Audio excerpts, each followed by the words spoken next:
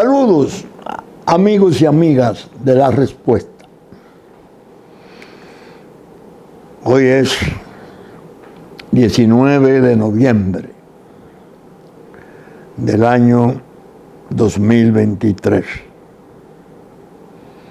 Como pasa el tiempo. Un 19 de noviembre de 1961 dije, se levantó la base aérea de Santiago bajo el mando del extinto general Pedro Rafael Rodríguez Echavarría. Y él, con su fortaleza de carácter y su valor personal, inspiró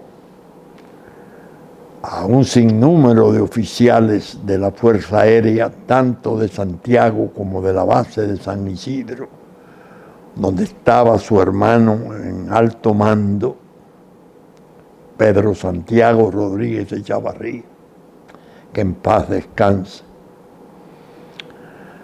para levantarse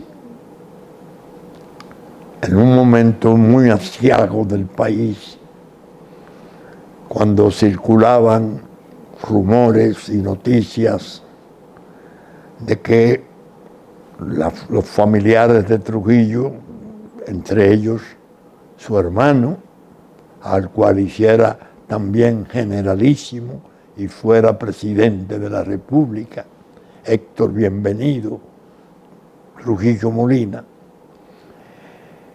y sus otros hermanos tenían planeado una especie de levantamiento, esa era la noticia que pasaba, contra el gobierno que aún subsistía bajo la presidencia del doctor Joaquín Balaguer. Ese día fue un día glorioso, inolvidable, que por razones, como muchas veces ocurre, de los odios y las pasiones de la política, fue degradado, o lo más que degradado, olvidado, sepultado. Porque naturalmente el movimiento más importante de entonces, que era la Unión Cívica, hablo para los jóvenes, de eso hace 53 años, era la Unión Cívica, dije, y esperaban sus dirigentes importantísimos de Santiago que el levantamiento de la base de Santiago, base aérea, iba a ser para también derrocar a Balaguer, a quien se reputaba como una especie de residuo del régimen de Trujillo. Yo tuve la oportunidad de ver ese drama de cerca. Llegué tarde, aunque ya sabía que había algo en preparación muy grave. Mi querido amigo y hermano Alfredo Inver MacGregor, que en paz descanse, el gringo, Alfredito, me había puesto al día de cómo andaban las cosas días antes. Incluso el propio general Rodríguez Echavarría, 3 días antes que lo fui a visitar a la base, me invitó a dar una vuelta en un de esos carros Mercedes-Benz 130 que habían traído entonces para la familia del jefe de mar, aire y tierra, que era Ramfis Trujillo. Me montó y dimos una vuelta por la pista Y ahí me dijo algo que me llamó la atención. Me dijo, te voy a enseñar algo para que sepas por dónde vienen las cosas. Se acercó a un almacén grande que había cerca de la pista y yo noté que había cohetes, muchos cohetes, y como un armamento tapado con lona. Me dice, mira, yo no he estado durmiendo. Y Chaguito, su hermano, y los muchachos, Alfredito, el grupo de oficiales que está bajo su inspiración y mando, están preparados. No es verdad que, porque el rumor era que venía una lista de gente a sacrificar y que se iban a quedar los Trujillos. Efectivamente, el 19, yo no estaba en Santiago. Yo estaba en San Francisco, en mi pueblo, en la casa de mi querida tía Anita. Cuando estalló, me fue a ver y me dice, hay un levantamiento militar. ¿Dónde? En Santiago. Y yo, caramba. Entonces tenía el problema de que tenía que ir de San Francisco a Santiago con Salcedo, Tenares, Moca, todo eso medio tirado a la calle. Y yo era entonces subsecretario de Estado de Trabajo, encargado de la Secretaría de Estado de Trabajo. Antes había sido diputado 2 meses antes de matar a Trujillo. Lo he contado tantas veces.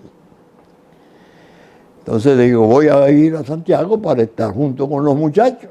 Pero llegué sobre el mediodía, dejando a ver por dónde andaban las cosas, un carro oficial, las masas en las calles podían hacerme víctima a mí como un representativo de Balaguer y del gobierno.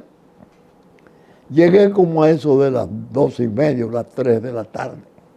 Ya se habían producido los pronunciamientos. El general Echavarría envió al piloto legendario nuestro, Rodríguez Méndez, a hacer algo parecido en la de Barahona, en la base militar de Barahona. Pero al llegar allá él con un grupo de oficiales, los oficiales de infantería lo detuvieron. No estaban en el levantamiento. Estuvo a punto de producirse una división de Fuerzas Armadas peligrosa, porque había oficiales muy duros en frontera, de los oficiales tradicionalmente reconocidos como los látigos de Trujillo en frontera. Y esa gente no era fácil, de valor, y tenían una lealtad a su jefe. Y naturalmente estaban expulsando a los hermanos, las Fuerzas Armadas, la Fuerza Aérea Dominicana. Yo he contado y he escrito en el Caribe muchas veces un general sobresaliente, que era otra cosa, el general Rodríguez Reyes. Ese comandaba en Mao. Cuando el general Echavarría lo llama, me lo contaron sus hermanos y Alfredito, cuando yo llegué en la tarde, le hizo una reflexión. Yo no obedezco órdenes de un mando que no sea el propio. Hubo que ir un par de aviones P-51 y tiraron cohetes, no a la fortaleza, no le pegaron, pero sí a unos arrozales cercanos. Hicieron unos rasantes. En definitiva, pensé hoy, 19 de noviembre, ¿por qué puedo yo hacer un programa de la respuesta sin aludir a esos hechos y recordar a esos hombres? General Rodríguez Reyes, el padre del general Echavarría, don Pedro Rodríguez, que era diputado era amigo de él.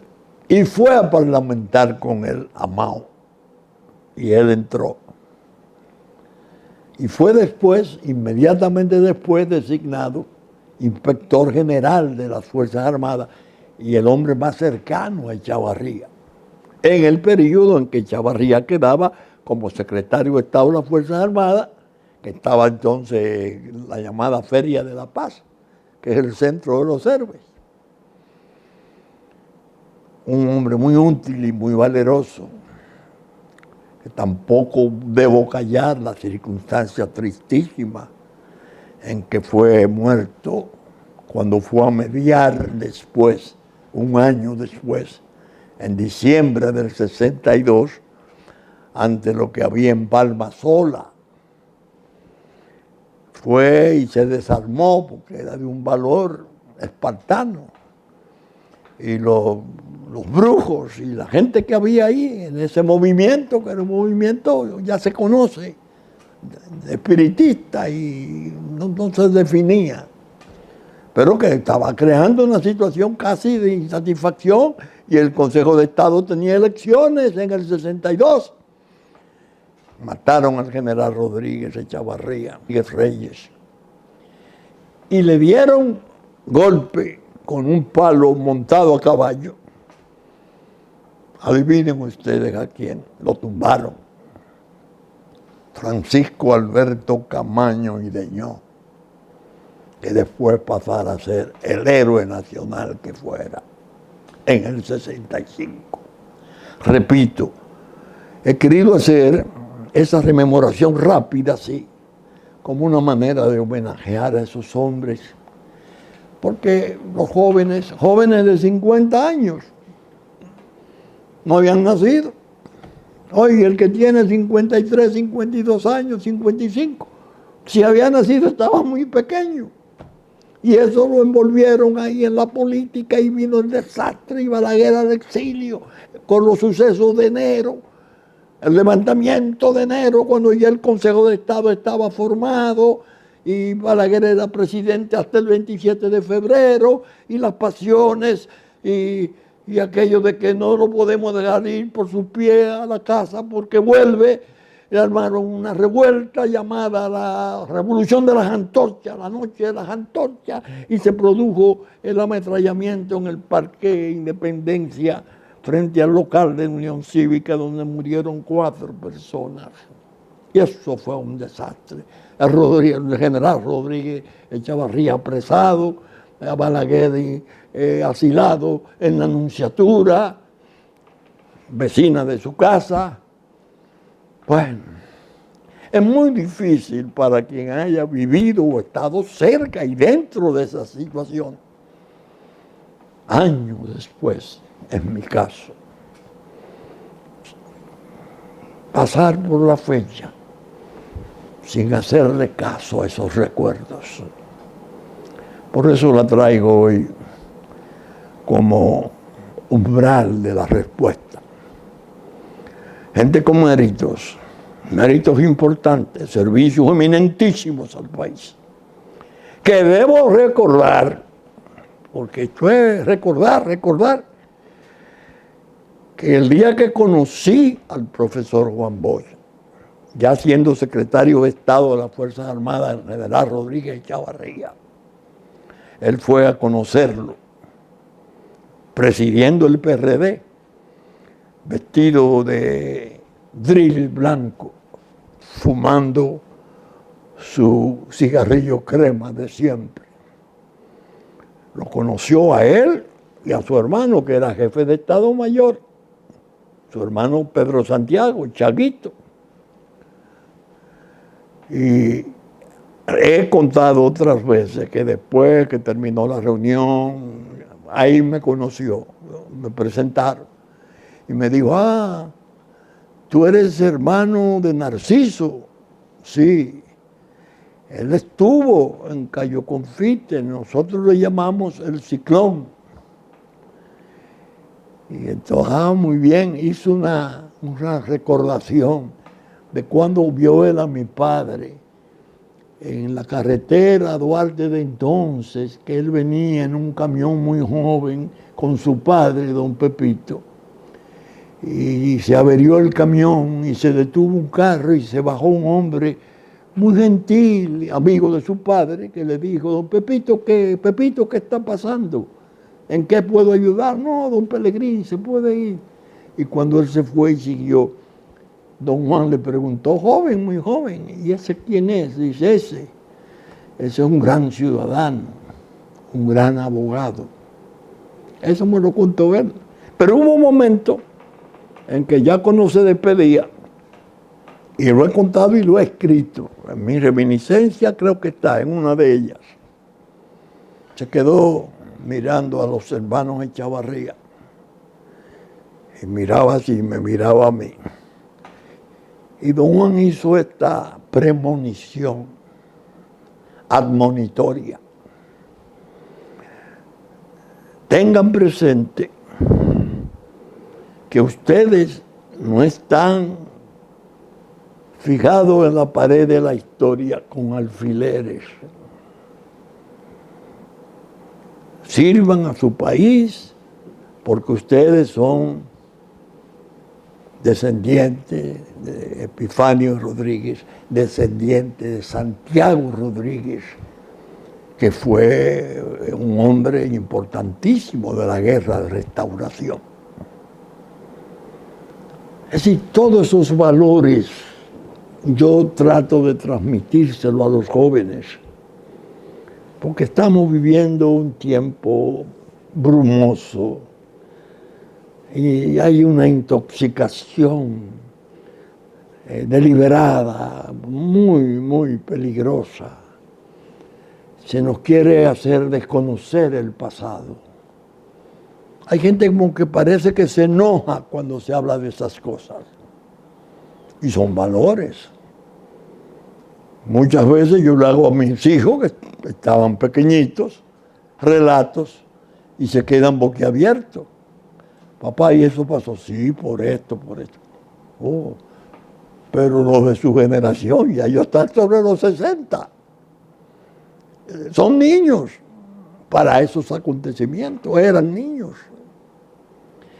Me di cuenta que cuando llegué en la tarde aquel día, según dije, había un tipo de malestar ya, porque los grupos de dirigentes cívicos que eran tan importantes y decisivos, el manifiesto que leyó el general Echavarría en la mañana,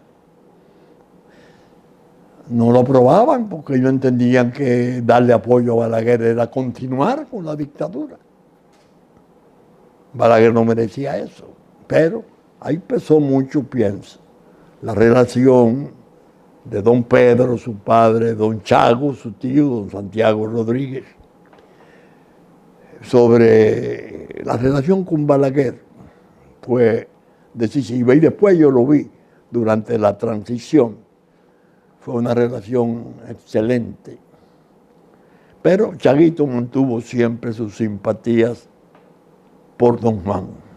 Eso incluso lo llevó al 30 de octubre del 63, un movimiento cívico-militar en el cual yo andaba y determinó una clandestinidad de 18 meses.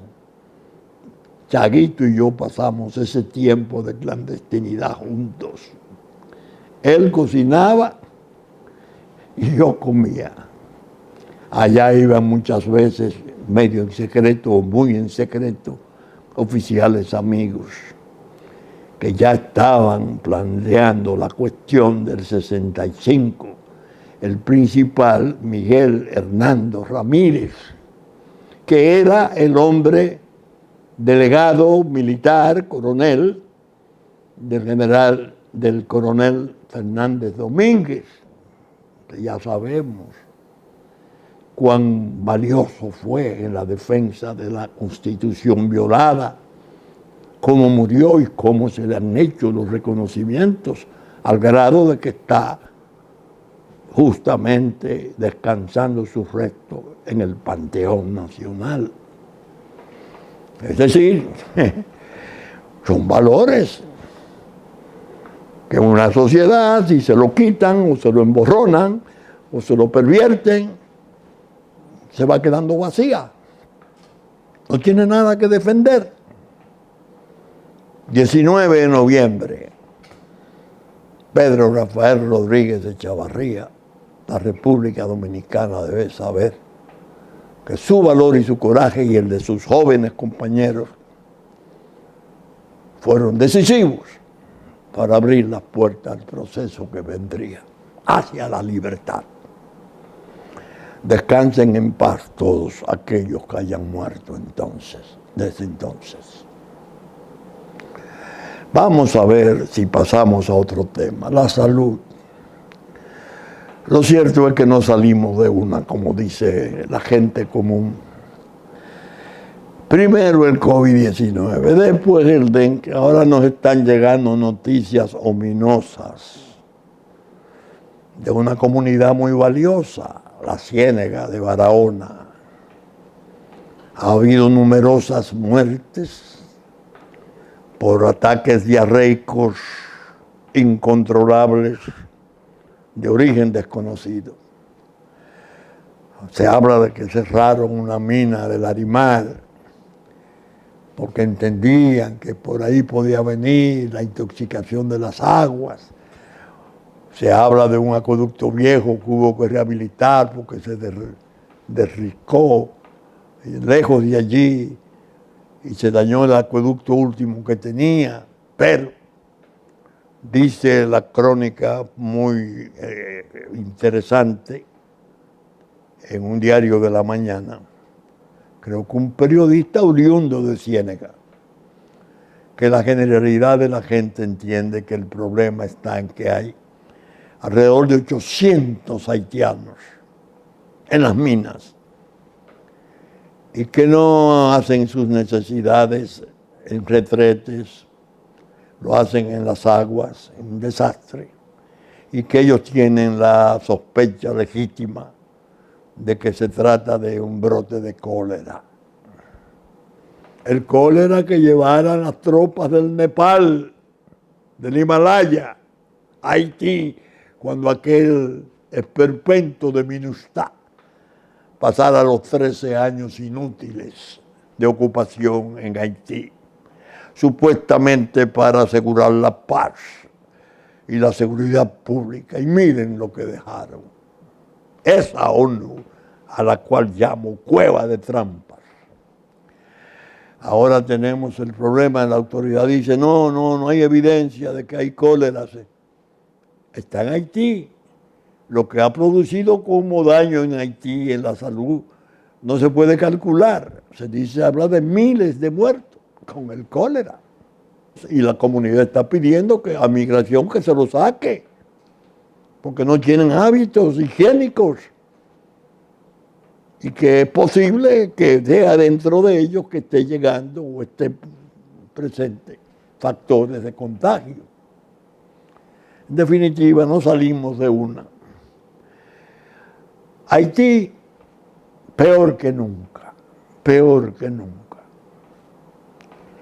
Yo confieso, me excusa mi Señor, porque es que es el principio de una oración sacratísima. Yo confieso a Dios Todopoderoso.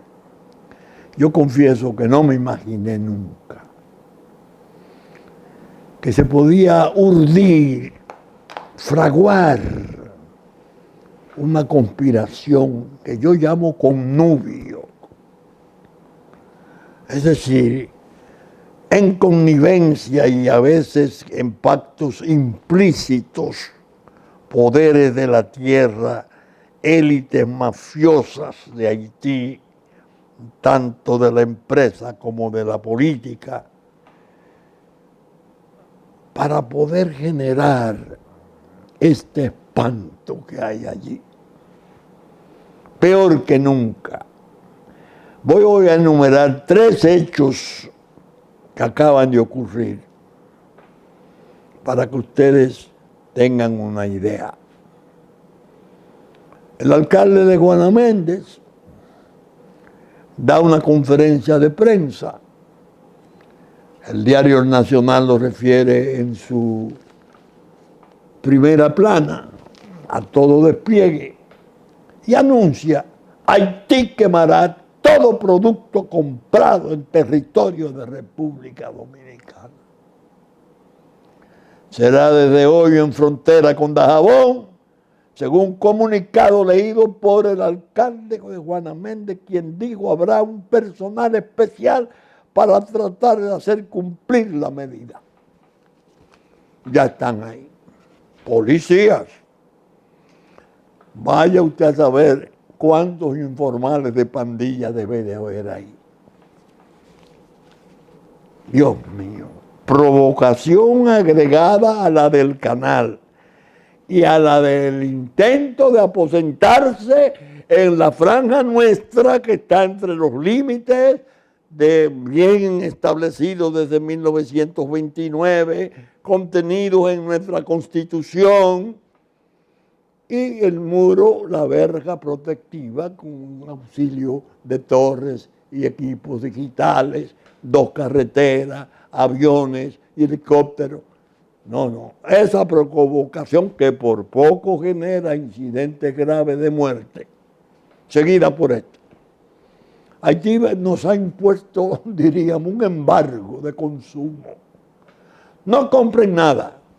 Y el que compre podrá ser multado hasta con 500,000 gurdes. Una cosa, estamos hablando de cientos de miles de dólares. Haití multará a sus ciudadanos con hasta 500,000 gurdes por llevar mercancía ilegal desde la República Dominicana. Estos bandoleros, aliados en el connubio con los manejos y las trapisondas de Naciones Unidas, sus élites que están definidas por las propias Naciones Unidas como mafiosas, sus bandas del crimen organizado que tienen sus pandillas controlando el 80% del territorio, incluyendo su palacio de justicia principal. Estos señores ahora nos imponen un embargo del consumo, porque República Dominicana cometió el pecado de cerrar la frontera. Y aquí aparecieron las voces necesarias, penosas, para darle apoyo a las razones de Haití. Haití no, por Dios, esa presencia militar ahí es una convocatoria a la guerra, por Dios, debió de agotarse el mundo diplomático, ese laberinto de insinceridad que yo llamo en mi pregunta del miércoles. Yo grabo viernes. Este miércoles mi blog, bajo el título de Incidentes que despejan sombras, diciendo que paradójicamente lo más importante es que nos viene ocurriendo este estado de provocación, porque es la manera de que la gente nuestra se acabe de enterar definitivamente acerca de lo que se trata. ¿De qué se trata? Un horror. Primero, asesinan a profesor de matemáticas que se convirtió en poderoso jefe de pandillas en Haití. Iscar Andrice dominaba la comunidad de Belecú, del barrio Cité Soleil, donde murió. Un poderoso y temido jefe de pandillas en Haití, que antes era profesor de matemática y física, fue asesinado en un vecindario dentro del amplio barrio pobre al lado del mar, que él controló durante años, reportó el lunes la prensa local.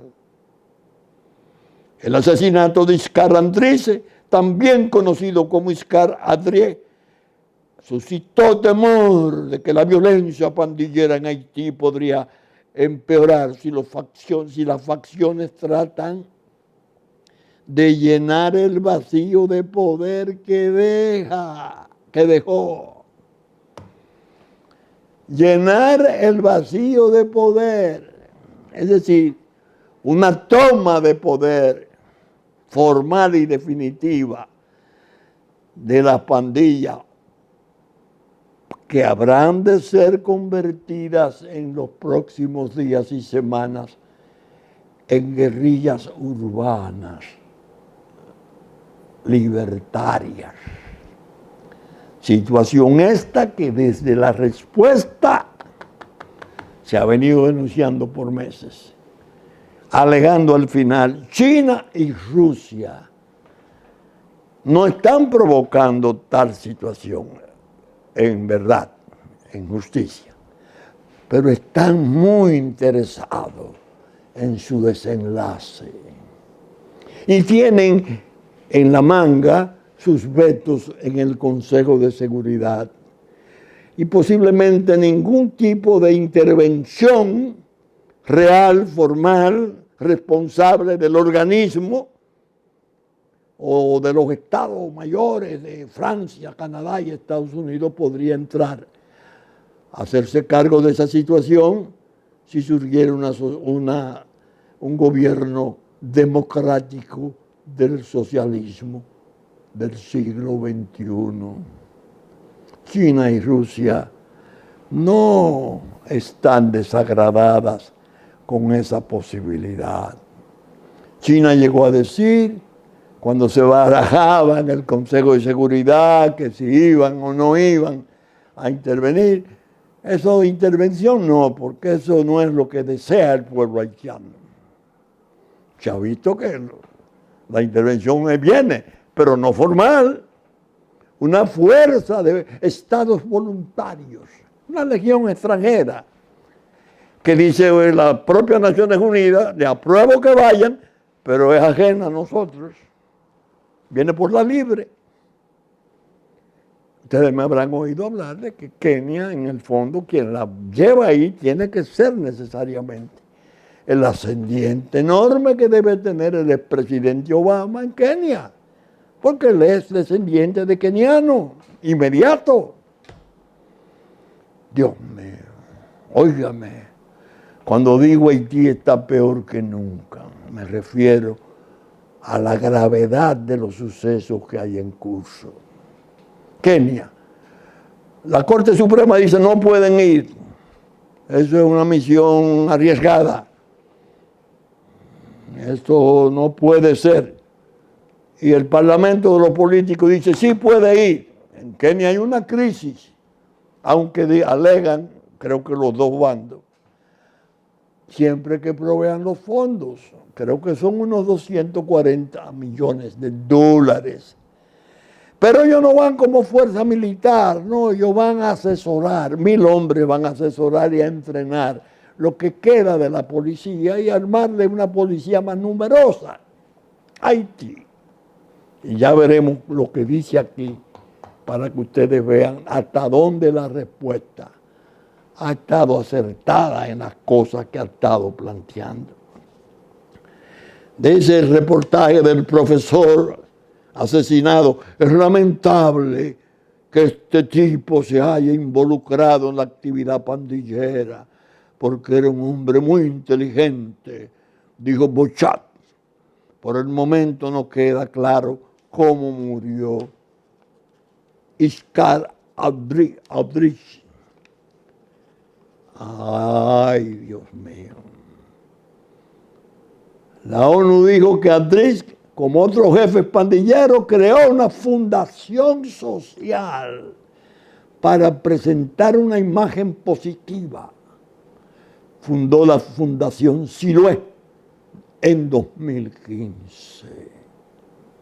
Fue el que tomó el establecimiento principal de almacenamiento de combustible de la capital.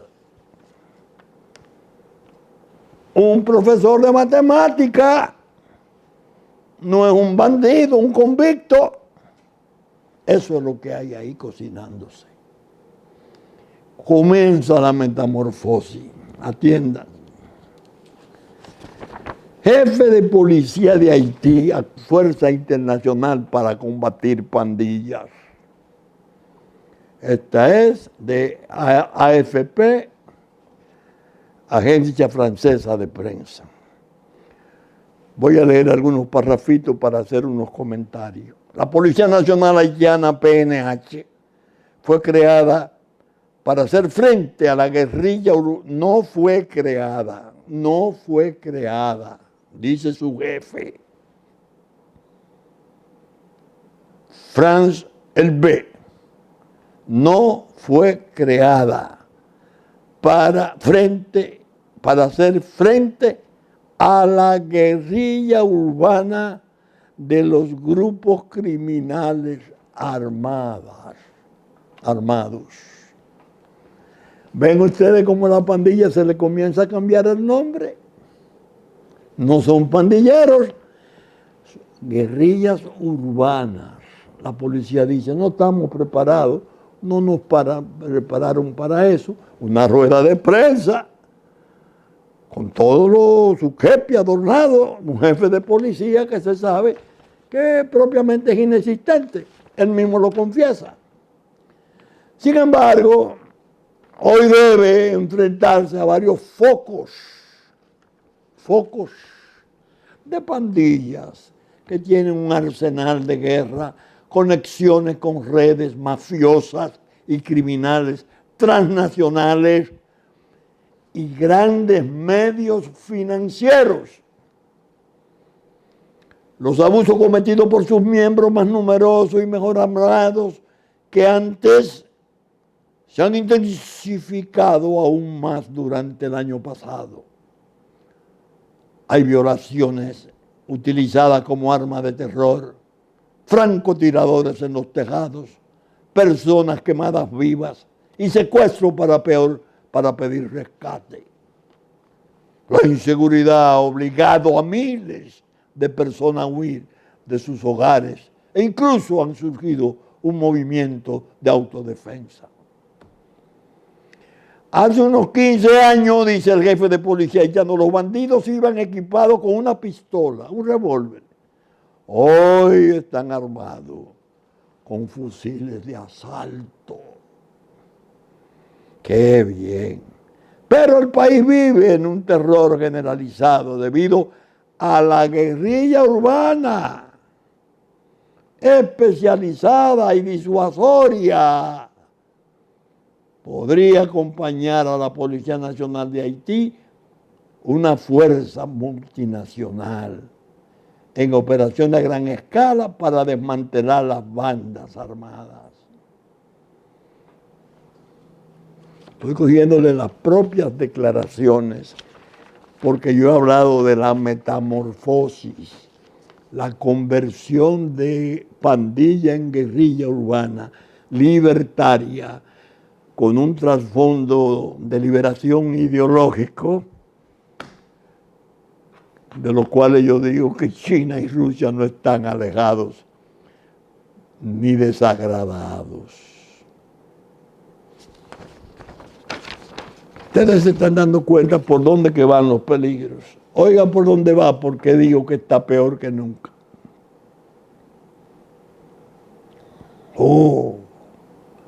El canal ni hablar. No lo van a inaugurar por un problemita de cosas, pero se iba a inaugurar el 18 de noviembre. Y Kenia esperando allá. Jamaica y 4 estados africanos hasta ahora componen la legión extranjera. No es una misión militar típica, sino auxiliar de la policía haitiana, pero bajo sus órdenes. ¿Cómo se puede saber lo urdido por lo bajo? Una toma de poder se avisora. Cada quien, China, Rusia, Estados Unidos, Canadá y Francia, aguardan sus desenlaces favoritos. Ustedes están oyendo. Haití, policía rescata mujeres y niños después de que pandilleros rodearan un hospital. Cientos de mujeres y niños fueron secuestrados por una guerrilla poderosa. Lo han ido liberando, pidiendo dinero, sumas muy altas para su devolución. ¿Cómo podemos nosotros perdonar esa parte, esa modalidad de indolencia de los grupos políticos dominicanos mayores, sin ninguna alerta, certero, serio, blindado acerca de esos peligros? Todo lo contrario, lucen ciegos en la procura del poder y se están dando espectáculos de cambios y de situaciones de renuncias, de lealtades, hay acusaciones de todo tipo, divididos.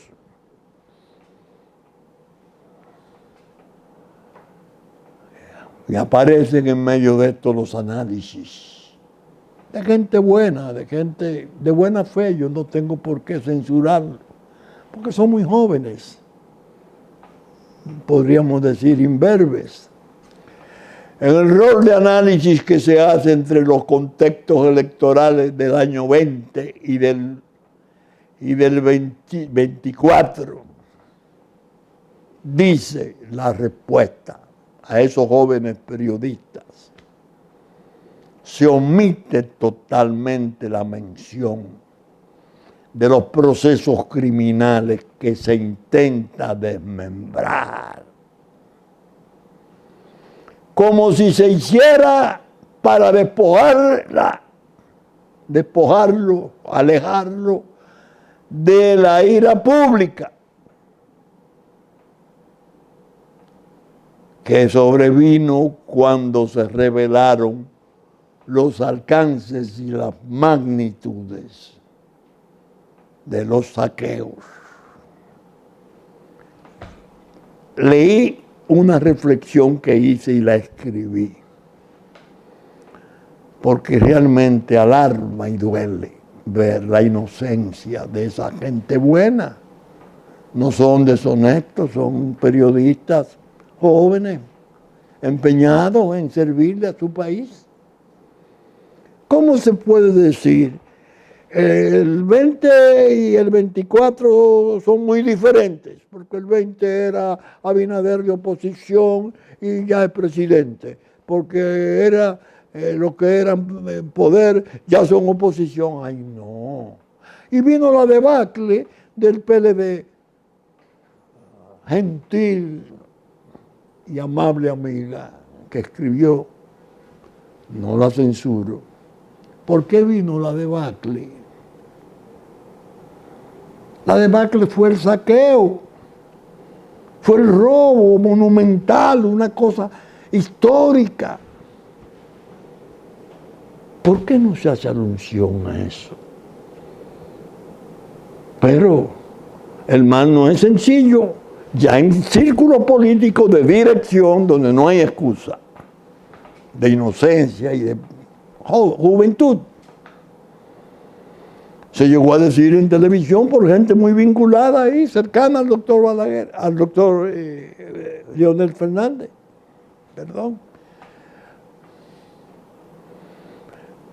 En un programa de televisión llegó a decir uno de sus más cercanos colaboradores en la Fuerza del Pueblo, que en realidad ellos no le temían a la corrupción ni al problema de Haití, porque las encuestas no revelaban que el país tuviera interés en eso. ¿Ustedes se imaginan el grado de daño que se hace? Esto acompañándolo de un reblandecimiento de las jurisdicciones judiciales, que no del Ministerio Público, que no sea simplemente cierto retardo que la gente está presintiendo que no es bueno. Fallos liberadores de grandes infractores, de grandes delincuentes contra recursos públicos. Y se llega incluso al exceso, dije en el pasado programa, de liberar hasta de los arrestos domiciliarios. Todo amparado en las ultra garantías del Código Procesal Penal, el gran lujo de los juristas expertos y modernos que premiaran al país dándole colaboración a aquel proyecto de código que venía a sustituir un esfuerzo serio de adaptación, traducción, actualización y modernización de toda la brillante legislación francesa. No, la decepción pública es muy peligrosa, señores.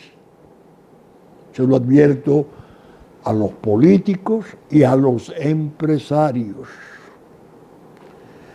Se reunieron el CONEP, dirigido por jóvenes brillantes, preparadísimos.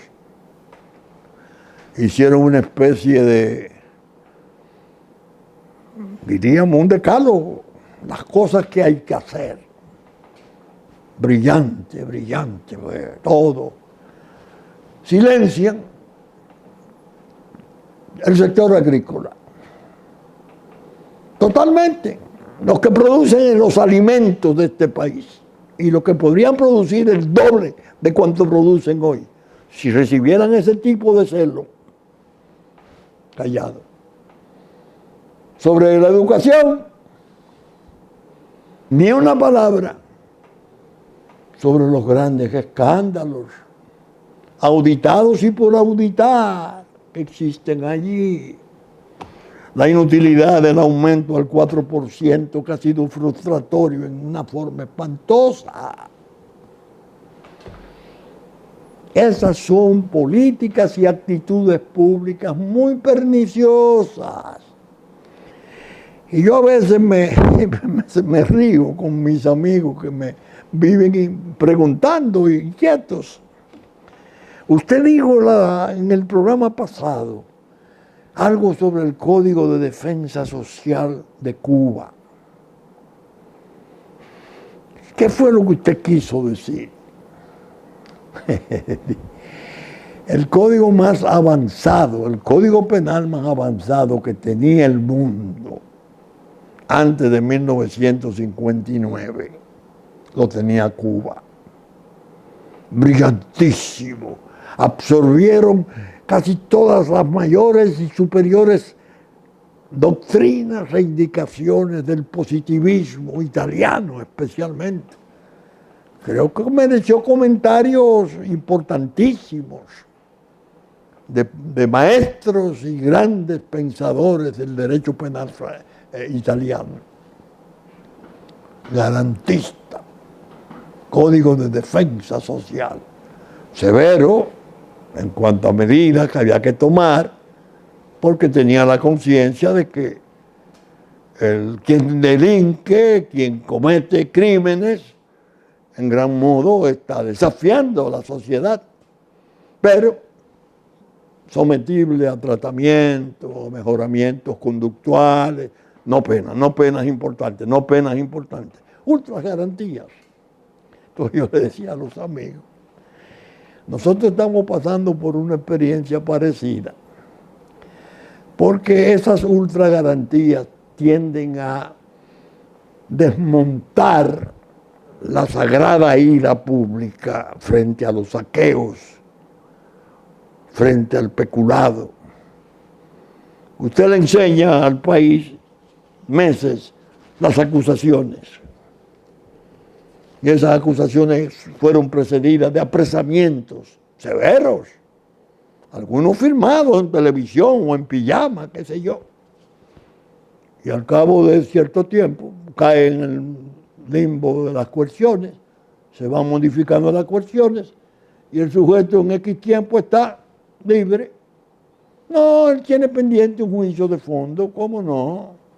Él no ha sido descargado, pero participa. Incluso veo ahora que está apareciendo en televisión.